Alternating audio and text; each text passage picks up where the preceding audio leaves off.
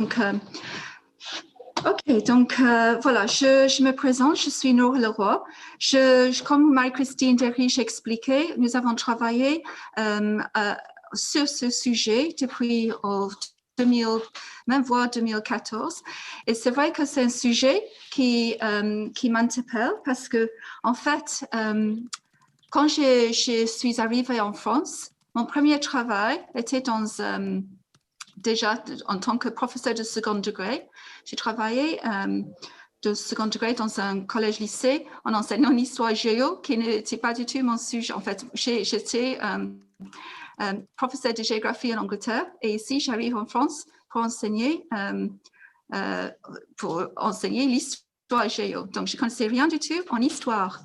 Et donc, ça, c'était déjà un travail énorme. Comment faire un cours de langue en histoire quand je ne connaissais rien du tout. Donc, déjà, voilà, ça, c'est première difficulté. Et après, j'ai travaillé à Cambridge Center à Bordeaux. Et là, je me trouve en tant que dans le privé. Et comme Pascaline a mentionné, aujourd'hui, il y a beaucoup de concurrence et que, voilà, le privé, on explique que le privé, il y a les réponses à tout. Mais moi, dans le privé, je n'ai pas trouvé de réponse. Je me trouvais avec les professeurs, en fait, les professeurs qui étaient comme moi, en fait, mes collègues, qui étaient en train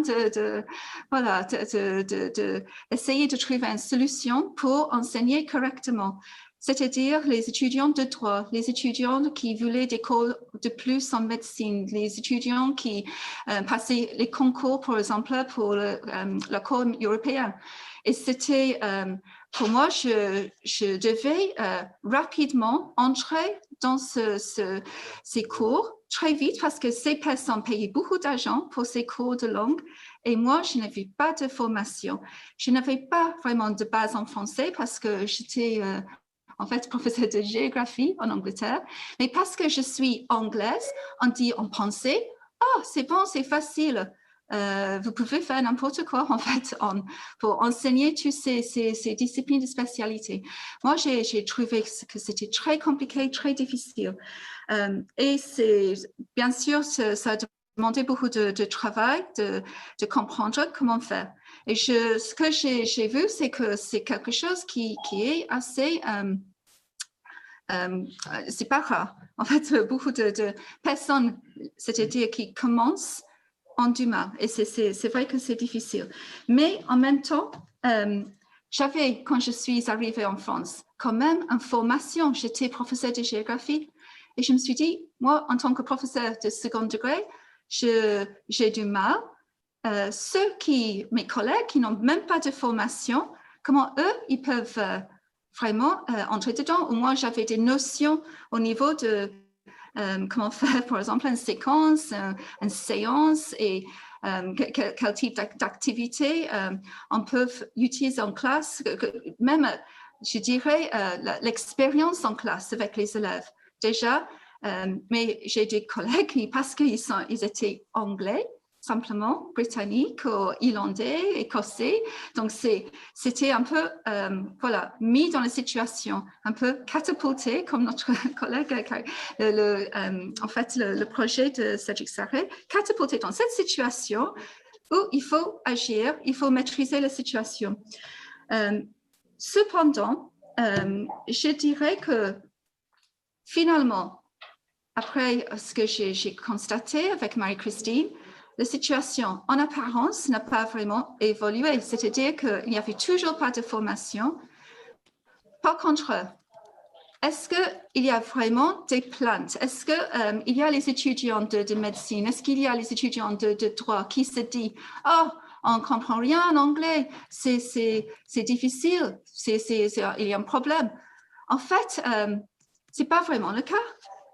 Ce que je constate, c'est plutôt les enseignants qui ont du mal parce que ça demande beaucoup de travail, beaucoup d'investissement, beaucoup de recherche, beaucoup de créativité pour vraiment entrer dans un cours de langue de spécialité. Mais les étudiants eux-mêmes, parce que pourquoi ça continue? Si on sait très bien aujourd'hui que c'est les étudiants, c'est eux qui réclament des cours de qualité. S'il n'y avait pas de qualité derrière tout ça, il y aura déjà des fermetures partout. Donc, ça veut dire qu'il y a quelque chose qui marchait quand même. Donc, ça m'interpelle parce que finalement, il n'y a pas de formation, il n'y a pas d'aide, alors que ça fonctionne. Donc, ça veut dire que les enseignants qui travaillent dans ces domaines, quand même, ils arrivent à surmonter les obstacles pour finalement faire des cours de qualité. Donc, il y a quelque chose dans je pense, au niveau de les langues spécialités, quelque chose qui change tout, c'est déjà la motivation chez les étudiants. Mes étudiants à Bordeaux que j'avais avaient vraiment envie de passer le concours pour travailler à l'école européenne. Donc déjà, il y a la motivation. Quelque chose qu'on ne peut-être pas en classe de troisième ou de voilà, seconde. C'est pas la même chose. C'est la vie professionnelle qui est en jeu. Donc ça, c'est déjà quelque chose qui est vraiment un atout. Et aussi, ils sont plus âgés, donc ils peuvent en fait intégrer beaucoup plus de structures, de vocabulaire, et des contextes, parce qu'ils peuvent imaginer les contextes ailleurs. Les enfants, ils ont du mal parce que, bien sûr, ils sont plus petits avec le développement des enfants. Ils voient le monde autour d'eux. Mais les adultes, ils ont déjà voyagé, la plupart. En fait, au moins, ils ont vu des choses, ils ont rencontré des choses. Donc, ils sont plus ouverts. C'est-à-dire parce qu'ils ont plus d'expérience de la vie. Et donc, il y a cette entrée aussi qui fait que c'est accessible pour les enseignants. Mais ça ne veut pas dire que c'est facile. Et donc, moi et Marie-Christine Derich, on a réfléchi, parce que en fait, est ma directrice de thèse, pourquoi il y a ce problème pour les enseignants de langue de spécialité. Est-ce que c'est normal? Est-ce que c'est normal qu'ils se trouvent sans formation au début de la carrière et même pendant la carrière? Donc, nous avons, pendant le projet Trails, nous avons fait, bien sûr, les questionnaires pour avoir plus d'informations sur le vécu de tous ces professeurs, ces enseignants qui enseignent. Et on a passé les entretiens. Et ce que nous avons constaté avec les entretiens, c'est que finalement, ils travaillent beaucoup, travaillent énormément. Et chaque enseignant travaille dans le petit coin pour produire plein de choses. Les projets, donc il y a bien sûr ce que nous avons constaté ce matin, il y a la tâche qui est bien intégrée et je pense que c'est vraiment un atout, c'est-à-dire j'ai eu quelqu'un qui m'a expliqué comment elle fait avec plusieurs personnes dans la même classe, avec des spécialités différentes, comment on fait. Donc, elle a monté, par exemple, une tâche où tout le monde, donc il y a les étudiants d'architecture, les étudiants de sciences, donc, et donc c'était, je me souviens, je pense que c'était pour construire un petit endroit pour les enfants à jouer. En fait, c'était ça l'idée. Et donc, tous ceux qui faisaient droit, en fait, c'est tout ce qui est législation au niveau de ce projet. Au niveau de santé, quels sont tout le domaine de santé pour les enfants jouer.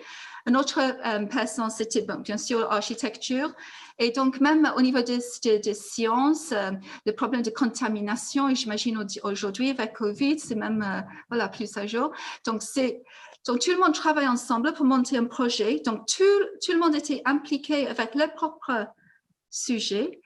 Ça faisait que, en fait, tous les niveaux de langue, parce que ça, c'est notre problème. Comment faire pour que tous ceux qui ont un faible niveau par rapport à ceux qui ont un meilleur niveau, ils peuvent en fait s'impliquer à leur propre niveau, mais en plus, il y avait cette idée que tout le monde travaille ensemble, donc il allait vers le haut parce que c'était pas suffisant de faire voilà, un petit travail à côté, il n'y a personne qui regarde. Quand il travaille un projet, il doit contribuer et tout le monde était, en fait, dans le projet de ce professeur, était vraiment motivé impliquée et ça faisait que tout le monde voulait faire anglais avec ce professeur.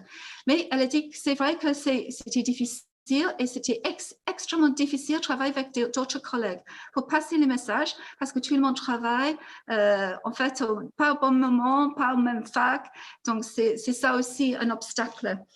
Donc, ce que moi j'ai retenu en fait de tout ça, c'est que il y a vraiment parmi tous ces collègues avec qui je parlais, beaucoup de professionnalisme, beaucoup d'envie d'engagement, de créativité et de travail dur.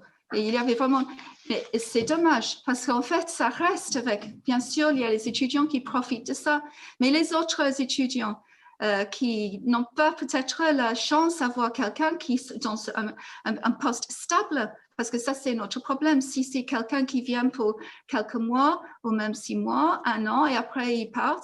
Donc, ce n'est pas la même chose que quelqu'un qui est dans un poste stable, qui peut vraiment mettre en place des choses de qualité.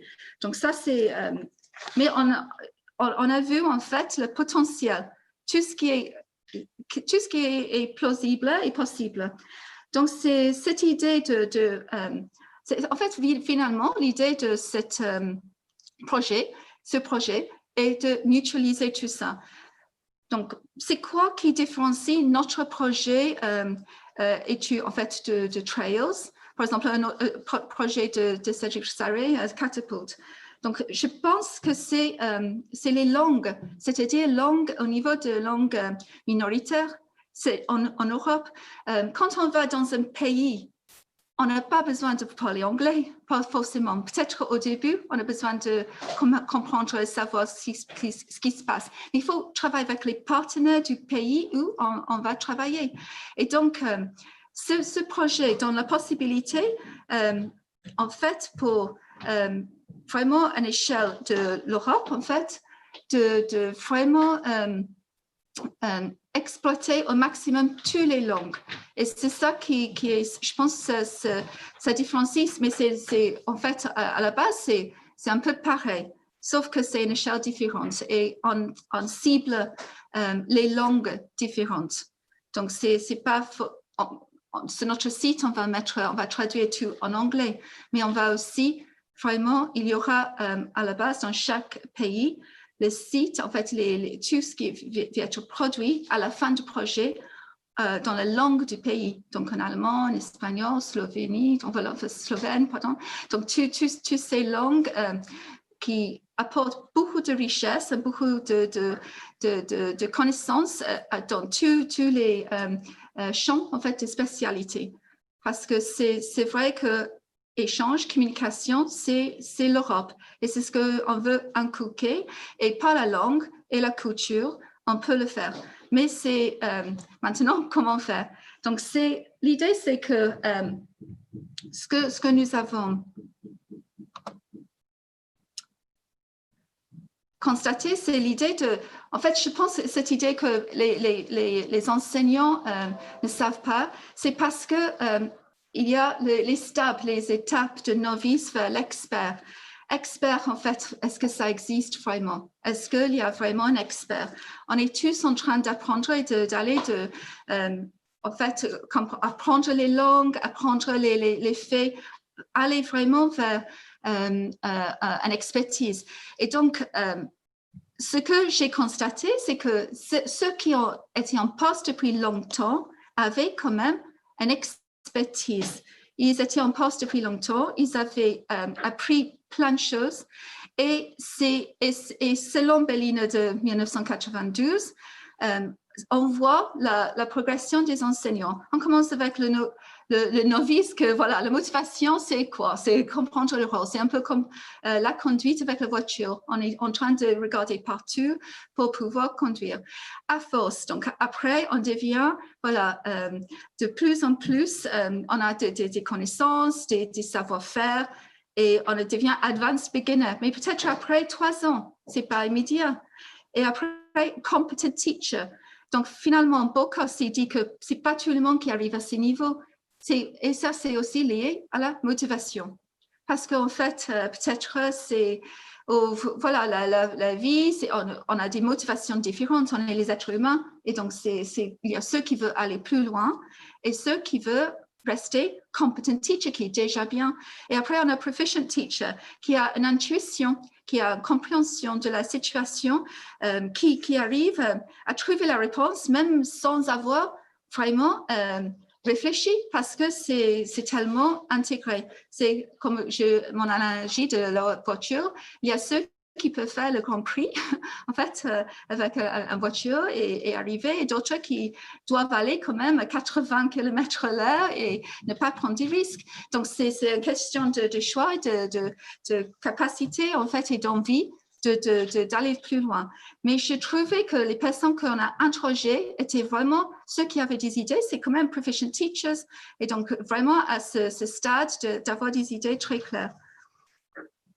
Et très intéressant qu'on voulait vraiment exploiter pour notre projet.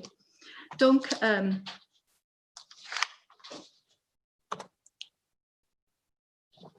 je passe maintenant à stade lesson plans. Donc, à partir de tous ces entretiens qu'on a passés, nous avons identifié en fait tout ce qui est extrêmement important pour être efficace. Donc, vraiment utiliser les données des entretiens pour nous guider. Ce n'était pas nos idées nous-mêmes, c'était à partir des entretiens, les questionnaires, que vraiment on a trouvé que ces champs, en fait, devaient être la base, en fait, des cours pour notre summer school qui est devenu winter school. Et donc, voilà, donc c'est the lesson plans, les séances. Donc, qu'est-ce qu'on va travailler? Les séances que nous proposons durent 90 minutes. Donc, c'est pas long. Mais nous avons, en fait, avec le Covid, on a changé la situation. Maintenant, c'est par Internet. Et donc, ça va être, parce que c'est très, très compliqué à faire le Winter School en présentiel à cause de toutes les restrictions. Cependant, nous avons bien sûr travaillé sur ce dilemme et nous avons en fait prévu qu'il y aura des cours, on va faire en ligne, et il y aura après, ça je vais revenir à la fin, une suite qui nous aide en fait, parce que tout ce qui va aller en ligne, ça va avec le deuxième projet que nous avons envisagé à la suite de ce projet. Donc, qu'est-ce que nous avons trouvé? Needs analysis. Donc, en fait, c'est quoi en fait les principes de langue de spécialité? Vraiment, c'est un cours pour aider en fait les débutants, parce que on adresse vraiment des débutants.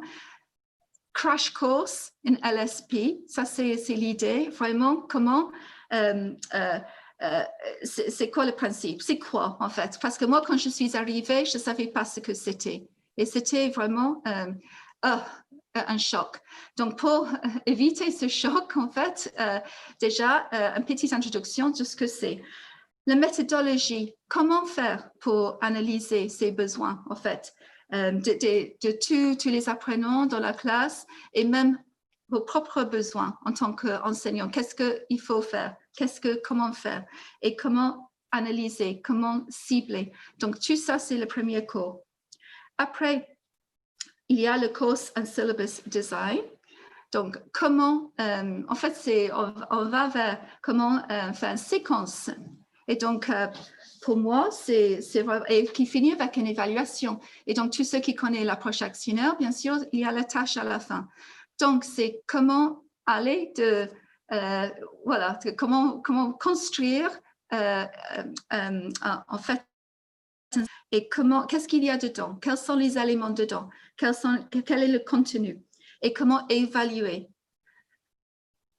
Après, et donc il y a beaucoup de choses en commun avec la formation des enseignants, sauf qu'il y a beaucoup d'enseignants de spécialité qui n'ont pas eu cette formation. Donc, bien sûr, il y a des overlaps, il y a les choses qui se croisent, mais ça, c'est des fondations, il faut vraiment aller dans cette direction pour commencer.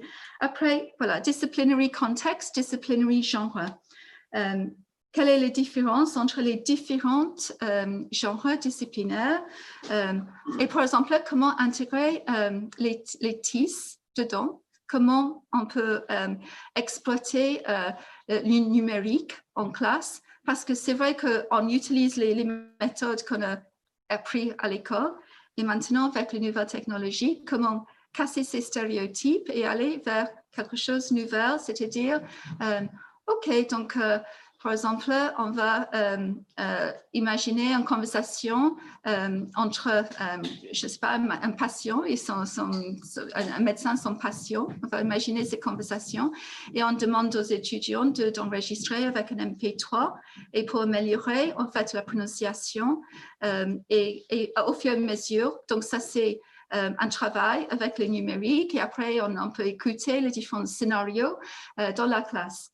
Et donc, comme ça, non seulement il y a bien sûr 10 000 possibilités de situations pour un médecin, en fait, dans son cabinet, mais aussi comme ça, tous les étudiants sont en contact avec le vocabulaire, les situations, les contextes et aussi les modalités, comment dire bonjour, au revoir, tout ça, avec quelqu'un britannique qui arrive dans son cabinet, qui ne comprend pas du tout un mot en français, qu'est-ce qu'il fait le médecin pour mettre à l'aise ce patient. Donc après, je vais vite parce que je sais que, je ne sais pas si, nous avons combien de temps? Il faudrait 5-10 minutes. 5-10 minutes, pas plus? OK. On a déjà dépassé. OK. Donc, voilà. Donc là, je pense que c'est évident. Il y a un cours sur le matériel. Donc, tout ce qui est les ressources, comment trouver les ressources, le task project, problem-based learning and LSP, l'approche actionnelle aussi, mais c'est aussi, il y a un problème, comment résoudre le problème. Donc, tout ça, ça met en action tous les apprentissages en langue. Assessment, évaluation, et voilà, il y a lesson planning, transversal skills, donc comment faire pour vraiment construire une séance, tout ce qui est transversal, qui touche d'autres, et surtout en fait transversal, tout ce qui est culturel, parce que tout à l'heure on a parlé de tout ce qui est culturel, mais quand on est dans une situation, par exemple de négociation, il faut comprendre les registres culturels pour bien négocier. Et donc, éléments culturels, même littéraires, s'entrent dedans. Et donc, ça, c'est un apport qui peuvent amener, en fait, tous ceux qui sont spécialistes en langue, qui aiment les langues, qui aiment les cultures. Donc, ce n'est pas simplement technique et voilà. Il y a aussi cet élément qui est très important, entrer dans la culture de notre pays. Et ça, c'est important pour notre projet. Parce qu'on parle de beaucoup de langues et donc beaucoup de cultures. Et ça, c'est la richesse. Et bien sûr, donc, après Language Corpora LSP, donc ça, c'est une étude de corporate, donc linguistics et disciplinary specific terminology. Donc, et à la fin, research. Donc, en fait, la recherche. Ce qui est bien, que ça donne en fait peut-être envie à nos étudiants qui participent à notre Winter School, envie d'aller plus loin et on donne en fait déjà un aperçu du monde de la recherche qui existe et aussi les pistes pour aller plus loin dans leur propre domaine. Donc ça c'est, je pense que c'est, donc ça c'est un exemple de lesson plan. Donc c'est tout simplement, voilà, comment nous allons faire. Le nombre de participants, the date, classroom type, parce que tu es anglais, parce que c'est la langue en commun, mais tout ça va être traduit dans la langue du pays pour tous ceux qui participent finalement à ce projet au niveau national dans chaque pays. Et comment on va adapter nos séances en ligne pour la nouvelle situation avec COVID. Et donc ici, les principes. Donc vraiment, c'est faire aussi peu de changements que possible, réduire bien sûr, le nombre d'activités parce qu'il y a du monde, en fait, en visio, c'est compliqué. Et aussi que tout le monde a un contact avec le contenu avant pour bien préparer, parce qu'on ne peut pas parachuter comme ça. Et donc, ça, c'est important. Et donc, et que à la fin, quand on est prêt, qu'il y aura quand même un peer review. Donc, il y aura une évaluation des pairs pour vérifier qu'il n'y a pas de faille. Parce que c'est vrai que c'est important. C'est en fait en partenariat avec d'autres projets qui existent. C'est mutualisé, c'est gratuit, mais on ne veut pas non plus faire des erreurs. Donc, c'est au maximum, le maximum de personnes pour intervenir, pour participer, pour évaluer et pour changer des choses pour le mieux. Donc, ça, c'est notre ambition. Et à la suite, donc, le deuxième projet à la suite, c'est LSP Teacher Education Online Course, Professional Development. À la suite de Summer School, Winter School, peut-être Spring School, on va voir.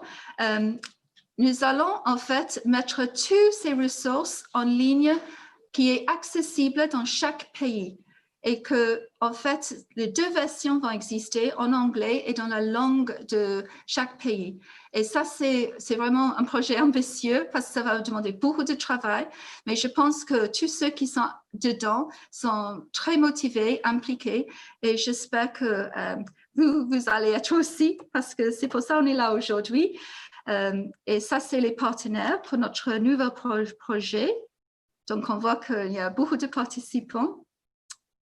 Et voilà, un petit aperçu des personnages qui dit bonjour. Donc, je vous remercie. Je suis désolée pour le retard avec le problème avec informatique. En fait, informatique, c'est toujours compliqué. Mais je suis très heureuse de parler de ce projet et j'espère que vous allez vraiment être impliqués parce que c'est ce qu'on souhaite. Merci beaucoup.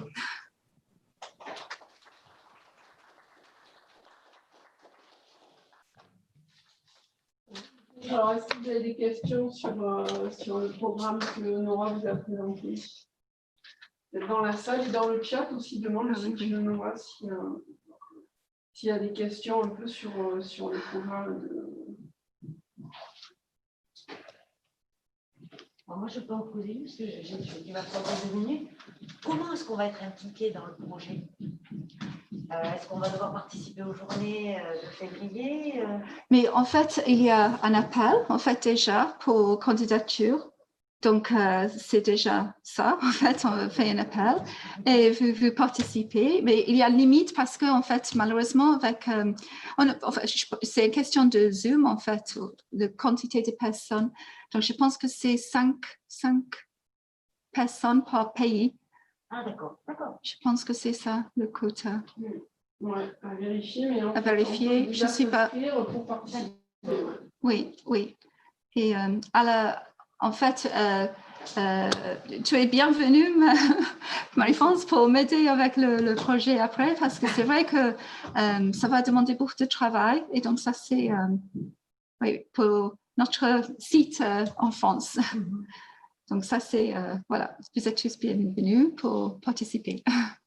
Et est-ce que vous avez décidé d'aborder chaque spécialité ou est-ce que vous allez rester général, si je puis dire, dans l'anglais ou dans les langues spécifiques? Je pense que l'idée, c'est que plutôt général, c'est-à-dire qu'il y a tout ce qui est... Mais il y a des cours où il y a, en fait, ils ciblent peut-être 4-5 contextes, en droit, en médecine, en ingénierie. Donc, je vois qu'il y a, ça dépend parce que chaque pays en fait, il y a les groupes qui font leur propre cours et donc ils choisissent les exemples. Et c'est ça, en fait, on va peut-être vérifier qu'il y a un équilibre, en fait. Et aussi, ça dépend aussi des spécialités. Il y a des séances, des lessons qui... nous allons exploiter les compétences déjà de ceux qui participent.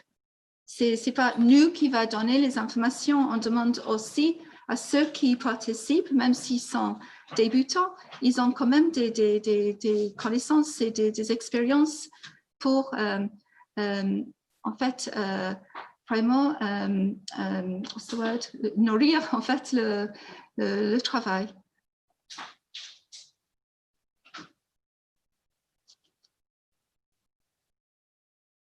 Bon, est-ce que dans le chat, tu n'as pas de questions? Chat. Tu le vois en dessous, non? Converser, c'est ça? Ouais. Ah oui, si. Non, peut-être pas. Non, Non. moi je ne Ok. vois pas. Alors si je me permets, j'ai levé la main, j'ai dit Ah dans oui. le chat aussi. J'ai une Oh, question. pardon. Pas de problème. J'ai une question extrêmement simple. Si je comprends bien, c'est une volonté de mettre en commun les pratiques de différents profs de langue dans différentes universités à travers le monde. C'est ça. Mais à travers l'Europe. Mais bien sûr, le sud, oui, l'Europe. Parce que c'est Erasmus. Et il y a des universités spécifiques qui sont partenaires ou ça concerne que l'université ou les écoles sont aussi écoles type école de commerce, école d'ingénieurs, etc. C'est plutôt les universités pour le moment. Donc, mais j'imagine que quand on lance dans la deuxième partie du projet, ça va être ouvert aux autres institutions pour la mutualisation parce que ça va être un MOOC online en fait au niveau national dans chaque pays. Donc, ça ne peut pas. C'est vraiment cette idée que c'est exponentiel, que tout le monde va avoir accès. Et donc, l'idée, c'est que tous ceux qui enseignent dans la langue de spécialité, ils ont accès à tous ces lessons, en fait, qui peuvent vraiment les aider à démarrer et, en fait, profiter des expériences des autres, du travail des autres. Et fournir aussi. C'est une mutualisation quand même. Ce n'est pas simplement prendre, mais aussi donner, si possible. Au moins, évaluer. Voir si ça fonctionne ou pas, parce que ça, c'est aussi les changements, voilà, c'est l'idée aussi qu'il y a les conversations entre les enseignants, que c'est, voilà, j'ai fait ça, ça a fonctionné, ça n'a pas fonctionné, il fallait que j'ajoute ça, ou ça dépend de la spécialité. Il y a les spécialités, c'est que peut-être ça fonctionne mieux que d'autres, parce que ça dépend du contexte du travail, du monde professionnel aussi.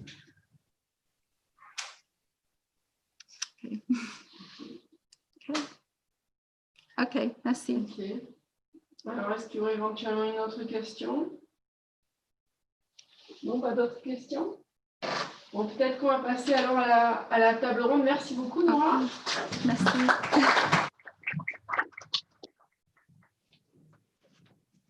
La table ronde, comment on peut s'installer?